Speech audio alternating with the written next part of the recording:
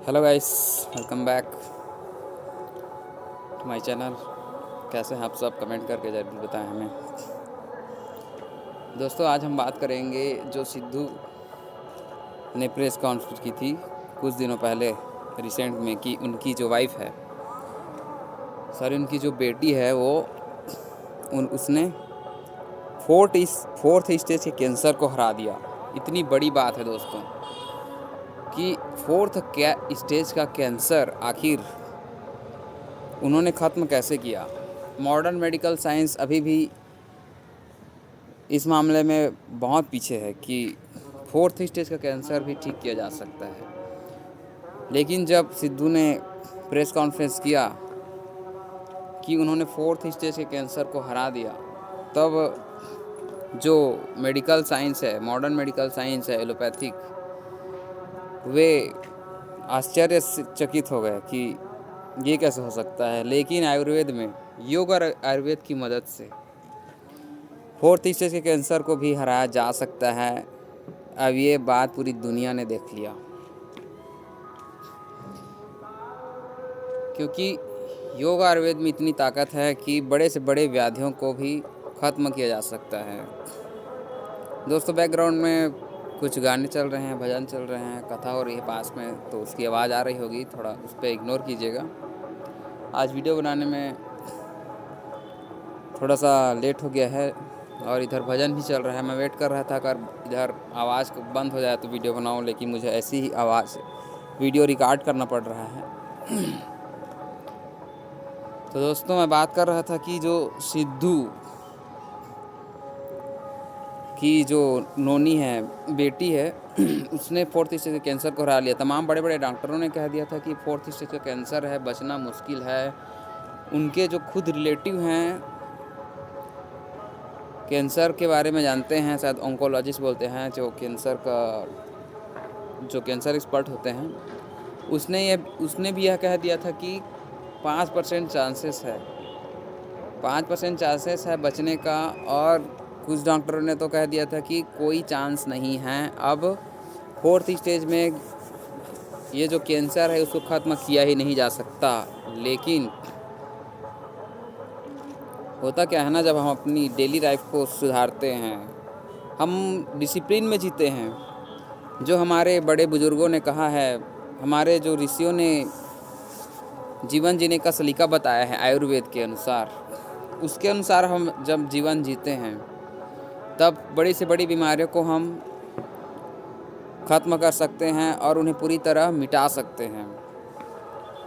Modern medical science खाली बीमारियों को दबाने तक ही सीमित है। वो जो सिम्टम है, लक्षण है, उनके आधार पर वो निदान करता, मेडिसिन देता है, टारगेटेड मेडिसिन देता है, जिसके तमाम साइड इफ़ेक्ट्स भी हम आए दिन देखते रहते हैं।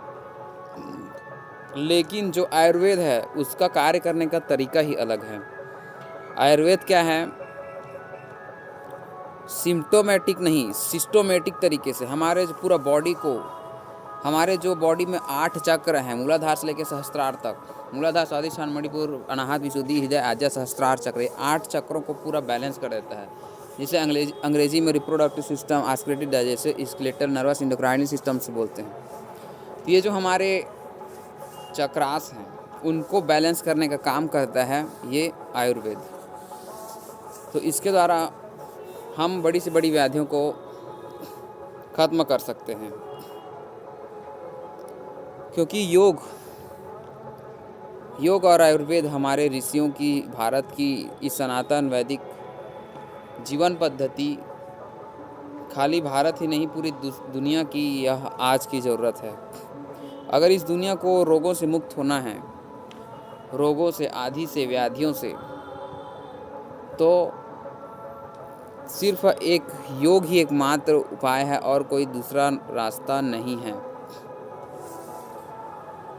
दोस्तों। इसलिए आप भी योग अपनाइए, आयुर्वेद को अपनाइए और अपना जो जीवन जीने का तरीका है उसमें सुधार कीजिए। छोटी छोटी बातें हैं जिसमें हम सुधार करके अपनी जीवन को बेहतर बना सकते हैं। सुबह जल्दी उठें, ब्रह्म मुहूर्त में उठ सके तो बहुत अच्छी बात है। सुबह 4 बजे से 4-5 बजे तक उठी जाएँ, किसी भी हालत में कम से कम 6 बजे तक उठी जाएँ। उसके बाद सुबह उठ के गर्म पानी पीना चाहिए, जिसको ऊषा पान कहा जाता है आयुर्वेद में। तो ऊषा पान कीजिए, आंवला एलोवेरा का जूस पीजिए, फिर योगा कीजिए। अपनी अपनी प्रॉब्लम के अनुसार, अपनी अपनी व्याधि के अनुसार अलग अलग एक्सरसाइज आसन कीजिए, ताकि आपका बॉडी हमेशा फिट रहे। खाने में हल्का डाइट लीजिए, अंकुरित अन्न पहले खाइए, खाने के 1 घंटे बाद पानी पीना है, खाने के 1 घंटे पहले पानी पीना है, खाते खाते पानी नहीं पीना चाहिए। ये जो छोटी छोटी बात है जिनका हमारे जीवन पे, हमारे स्वास्थ्य पे बहुत बड़े बड़े प्रभाव देते हैं। कहते हैं ना, जो छोटी छोटी मगर मोटी बातें, ये छोटी छोटी बातों को अपना कर हम अपने जीवन में बड़ा बड़ा परिवर्तन ला सकते हैं। तो हम ये छोटी छोटी बातों को पालन करें, फॉलो करें, और जितने भी केमिकल युक्त मेडिसिन हैं इनका बहिष्कार करें, और आयुर्वेद को अपने जीवन में अपनाएं। बाहर के फास्ट फूड से, ऑयली चीज़ों से हम बचें। जितना ज़्यादा हो सके हमें घर का खाना प्रीफर करना चाहिए दोस्तों। फास्ट फूड से बचना चाहिए। जो पैकेट वाली डिब्बाबंद पदार्थ हैं, इनमें आवश्यकता से 10 से 20 गुना ज़्यादा साल्ट होता है, जो हमारे हेल्थ के लिए बहुत ही खतरनाक है। बाहर के फास्ट फूड हैं, पिज़्ज़ा, बर्गर, इन सब चीज़ों से हमें बचना चाहिए। और शाम का खाना भी हम जितना जल्दी हो सके खा लें। शाम को 7 बजे तक, 8 बजे तक, अधिकतम 9 बजे तक। उससे ज़्यादा लेट हमें खाने में नहीं करना चाहिए। टाइम पे सोना, टाइम पे उठना, बैठना, इन छोटी छोटी चीज़ों से ही हमारा स्वास्थ्य आधा ठीक हो जाता है। तो कोशिश करें आप भी अपनी लाइफ स्टाइल को अच्छे सुधारने की, और अपनी लाइफ में योग आयुर्वेद को अपनाने की। तो दोस्तों, आप भी सब सुबह उठकर डेली योगा, ध्यान कीजिए, मेडिटेशन कीजिए, और जीवन में हमेशा एक सकारात्मक अप्रोच रखिए, एक पॉजिटिव थिंकिंग रखिए, क्योंकि पॉजिटिव थिंकिंग रखने वाला व्यक्ति ही जीवन में आगे बढ़ सकता है। जो निगेटिव थिंकिंग के साथ जीवन जीता है, वह न स्वयं खुश रहेगा, न किसी और को खुश देख पाएगा। इसलिए हमेशा ज़िंदगी में एक पॉजिटिव सोच के साथ आप रहिए। जीवन में प्रॉब्लम्स आएंगी, चुनौतियाँ आएंगी, लेकिन उन चुनौतियों से हमें हार नहीं मानना है। हार नहीं मानूंगा, रार नहीं ठानूंगा, जैसा कि हमारे अटल बिहारी वाजपेयी जी कहते थे। तो हमें भी ज़िंदगी में कभी हार नहीं मानना है, और चाहे प्रॉब्लम कितनी भी हो, अगर स्वास्थ्य कितना भी खराब हो, लेकिन हम योग आयुर्वेद के प्रभाव से, योग आयुर्वेद को अपनाकर बड़ी से बड़ी प्रॉब्लम को ख़त्म कर सकते हैं। ये आप लोगों ने देख ही लिया है। आए दिन स्वामी जी भी बताते रहते हैं, बड़ी से बड़ी प्रॉब्लम उनके शिविर में जो आए रहते हैं पेशेंट्स बताते हैं कि हमने योग आयुर्वेद को अपनाकर पूरा ठीक कर लिया है। इसलिए गाइस, आप भी योग आयुर्वेद को ज़रूर अपनाएं, और अपने जीवन में एक सकारात्मक चेंजेस आप खुद देखें। छोटी छोटी बातों से हमारे जीवन में बड़ा प्रभाव पड़ता है। इस कारण ज़रूर इन बातों को अवश्य आप ध्यान दीजिए, और अपने जीवन को सफल बनाइए। स्वामी जी के साथ आप डेली आस्था चैनल पे देख के, फेसबुक, ट्विटर, यूट्यूब, तमाम चैनलों पर स्वामी जी सीधे लाइव आते हैं। आप उन पे योग करके